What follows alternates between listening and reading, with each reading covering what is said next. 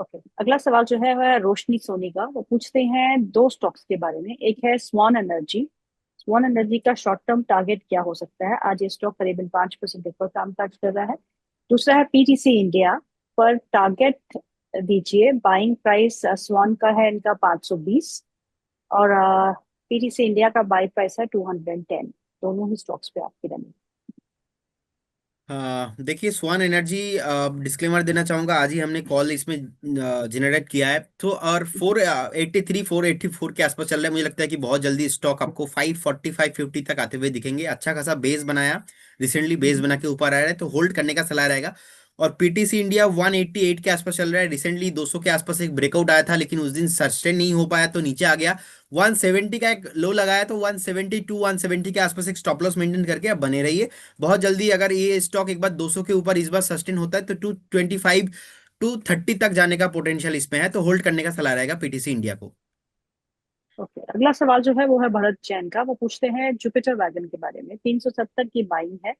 300 share है उनके पास। Locks book करूं या फिर प्रॉफिट के लिए रुकूं?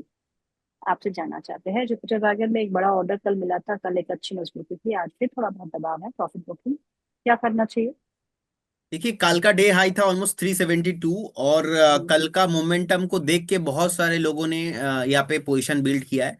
एंड हम्म, कल का भी मेरा ऐसा ही व्यू था कि स्टॉक तो एक मोमेंटम आया है, एक बेस बिल्ड हो रहा है, लेकिन आपको यहाँ पे एक ट्रेडिंग व्यू नहीं रखना चाहिए, कि इन्वेस्टमेंट व्यू रखना चाहिए। बहुत सारे लोग 450 500 के जोन से यहाँ पे ट्रैप्ड है ऑलरेडी।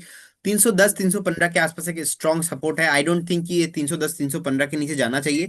बेस बिल्डिंग अच्छा हुआ है, कल से थोड़ा नीचे आया है, प्रॉफिट बुकिंग हुआ है, लेकिन जिस तरीके से हिंट एट द थीम हमने देखा कि पास्ट में भी चला है, अभी थीम नहीं चल रहा है। अगर थीम एक बार चल जाता है तो स्टॉक आपको बहुत जल्दी 400 के आसपास 410 के आसपास आते हुए दिखेंगे, तो होल्ड करने का सलाह रहेगा with stop loss of 310। Okay, अगला सवाल है दीपक जी का। वो पूछते हैं हिंदुस्तान यूनिलीवर के बारे में, यानी कि एचयूएल के बारे में। 15 शेयर है उनके पास, जो उन्होंने 2580 के भाव पे खरीदे हैं। और और वो ये भी पूछते हैं कि टाटा मोटर्स और एमएनएम में से अगर कुछ एक खरीदना हो लॉन्ग टर्म के लिए तो कौन सा शेयर हो? देखिए हिंदुस्तान यूनिलीवर, मुझे लगता है कि एफएमसीजी में one of the best counter है। अभी 2630 के आसपास चल रहा है, आपको होल्ड करना चाहिए, बेचना नहीं चाहिए। हम्म, 2900 के आसपास का टारगेट अभी बन रहा है, तो उसके लिए आपको वेट करना चाहिए। विथ स्टॉप लॉस ऑफ 2540 के आसपास एक स्टॉप लॉस मेंटेन कीजिए। और टाटा मोटर्स एंड महिंद्रा महिंद्रा दोनों में से तो अच्छा लग रहा है अभी महिंद्रा महिंद्रा। अगर हम महिंद्रा महिंद्रा देखेंगे 3406 के आसपास चल रहा है।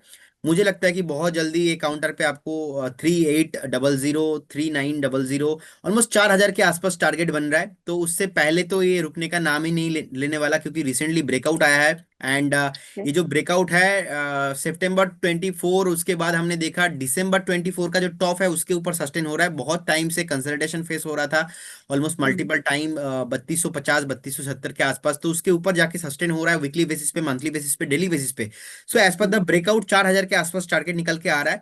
सो ब्रेकआउट है महिंद्रा महिंद्रा पे। और अगर टाटा मोटर्स के लिए अगर हम भी सोचेंगे, टाटा मोटर्स अभी 950 1000 के आसपास नहीं चल रहा है। टाटा मोटर्स अभी 680 पे चल रहा है, और बहुत टाइम से हमने देखा correct, टाटा मोटर्स पे एक बेस बिल्ड हुआ है 640 650 के अराउंड। और रिसेंटली टाटा मोटर्स 650 से ही घूम के फिर से 700 के आसपास आया है।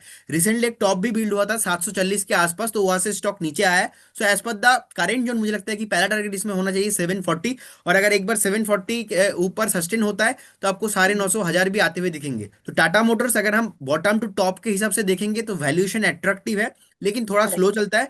और महिंद्रा महिंद्रा के केस में ब्रेकआउट आया है, तो दोनों में चलने का पॉसिबिलिटी ज्यादा होगा, महिंद्रा और महिंद्रा। लेकिन टाटा मोटर्स का भी मुझे अच्छा लग रहा है, अट्रैक्टिव वैल्यूएशन है। अगला सवाल है भावेश का। वो पूछते हैं दो स्टॉक्स के बारे में। एक है रेन इंडस्ट्रीज और दूसरा है मनक्सिया लिमिटेड।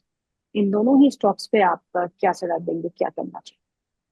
देखिए रेन इंडस्ट्रीज अभी 149.53 के आसपास चल रहा है, एक कंसोलिडेशन हो रहा है।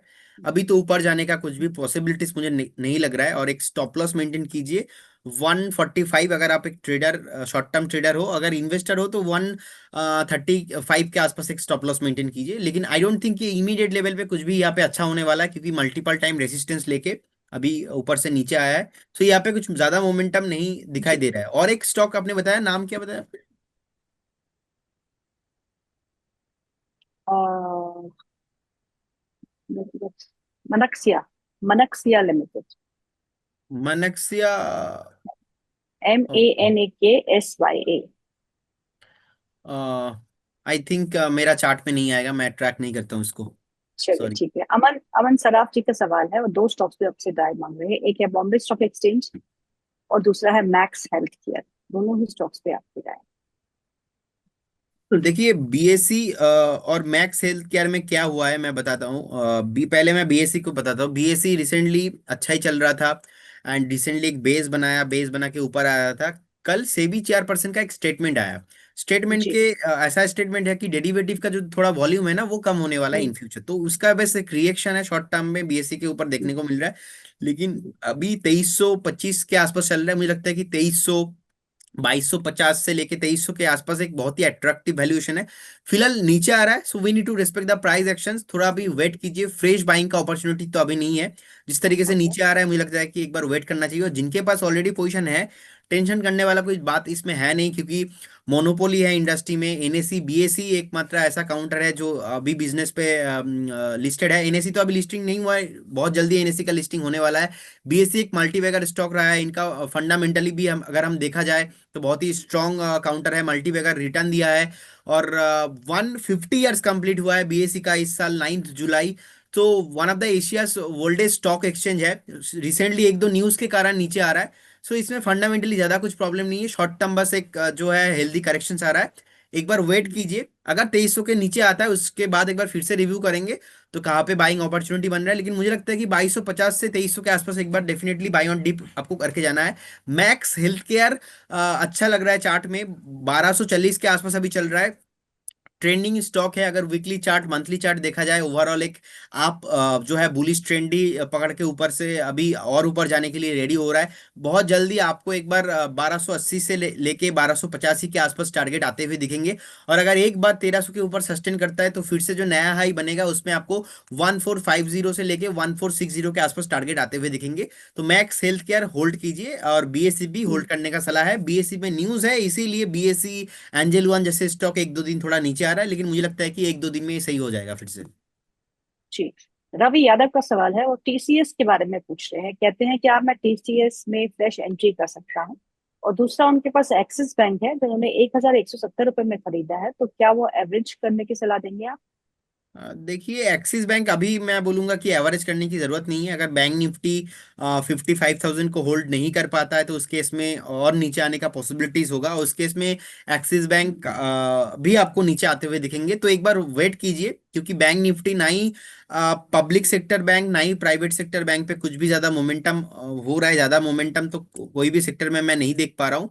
सो अगर आपको बैंकिंग में ही रहना है, फ्रेश बाय करना है, मुझे लगता है कि फेडरल सॉरी फिड फिड बैंक फिनेंशियल सर्विस करके एक है।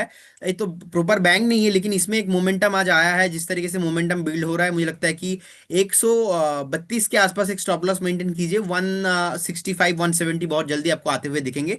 और टीसीएस आईटी को लेके मैं ओवरऑल बुलिश ही हूँ। मुझे लगता है कि टीसीएस डेफिनेटली बाई करना चाहिए। और डिस्क्लेमर देना चाहूंगा कि एक दो दिन पहले ही आई थिंक हमने हमारे जो मेंबर्स हैं उनको हमने कॉल प्रोवाइड किया है टीसीएस का।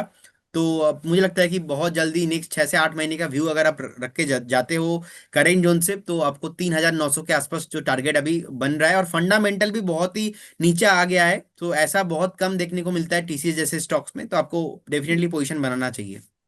एक आखिरी सवाल ले लेती हूँ। करीम खान का सवाल है, वो पूछते हैं स्विगी के बारे में। स्विगी है उनके पास 389 के लेवल्स पे, 390 के आसपास का। शुड आई होल्ड, बाय और सेल मोर?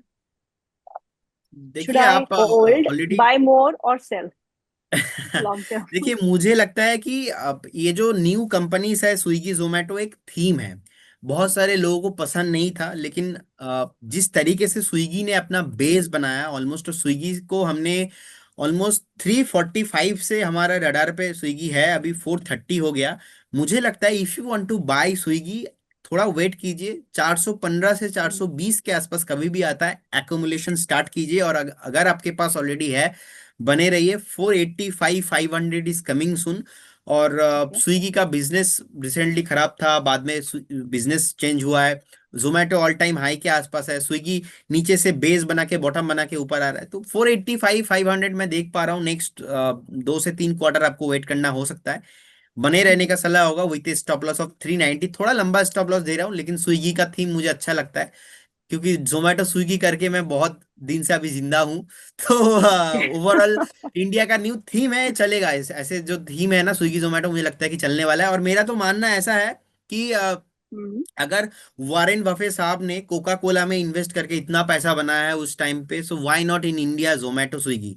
अब जोमेटो स्विगी का फंडामेंटल स्टार्टिंग में अच्छा नहीं था। जिस टाइम पे जोमेटो लिस्ट हुआ था उस टाइम पे राकेश झुनझुनवाला जी ने एक स्टेटमेंट दिया था कि जोमेटो नहीं चलेंगे। उसके बाद हमने देखा 130 से स्टॉक 60 के आसपास आ गया था, लेकिन उसके बाद जो बिजनेस में एक रेवोल्यूशन आया, हमने देखा 60 से अभी देखिए ऑल टाइम हाई के आसपास है। तो कहीं ना कहीं बिजनेस शिफ्ट हुआ है, ब्लिंकिट के साथ इनका टाई अप रेवेन्यू मॉडल पे शिफ्ट हुआ है। तो कहीं ना कहीं मुझे लगता है कि नेक्स्ट अगर आप 2 से 3 साल का भी व्यू रखते हो, तो मैं तो बहुत पॉजिटिव हूँ इंटर काउंटर में।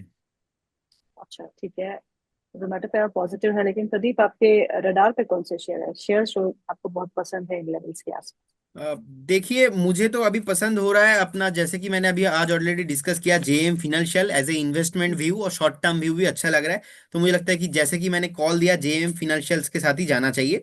और इसमें मुझे लगता है कि एक मोमेंटम पॉसिबल है शॉर्ट टाइम फ्रेम में। तो जेएम फिनंशियल, जैसे कि मैंने बताया, 240 का टारगेट, 3 से 4 महीने का एक व्यू रखिए। तो जेएम फिनंशियल को आप लेके जा सकते हो। बस एक ही स्टॉक प्रदीप? हाँ, एक ही स्टॉक है मैम आज, क्योंकि ऑलरेडी आज जितने भी ब्रेकआउट था आ चुका है, और मार्केट अभी सही नहीं चल रहा है। तो अभी फ्राइडे है, 1 2 दिन छुट्टी है, ज्यादा पोजीशन रखना सही नहीं होगा। अच्छा तो ये बताइएगा, ट्रेडर की स्ट्रेटेजी क्या होनी चाहिए फ्राइडेज को? मुझे लगता है कि पोजीशन को थोड़ा हल्का करके जितना जाएंगे उतना ही अच्छा है। और अभी ज्यादा ओवर पोजीशन नहीं होना चाहिए, क्योंकि जिस तरीके से हमने देखा कि एक 25,000 के नीचे अब सस्टेन होने लगा है आज, और अगर ये कंटिन्यू आज हो जाता है, तो इस केस में थोड़ा और डाउन साइड पॉसिबल होगा। तो एक बार वेट करके जाइए, अभी ज्यादा ओवर पोजीशन नहीं रखेंगे तो ही अच्छा है। मैं न्यूट्रल हूँ ओवरऑल मार्केट को लेके, क्योंकि रिसेंटली बहुत रैली हो चुका है। बस एक जो डर था 24,300 के नीचे ना चला जाए। मतलब बहुत ही थैंकफुल है हम, क्योंकि जितने अच्छे से डीआईआई लोगों ने बाय किया है, और एफआईआई लोगों से भी थोड़ा बहुत जितना सेलिंग प्रेशर आ रहा था उतना नहीं आया, तो सपोर्ट लेके मार्केट अभी अच्छे जोन पे ही है। सो अभी वेट करना चाहिए, पेशेंस रखना चाहिए।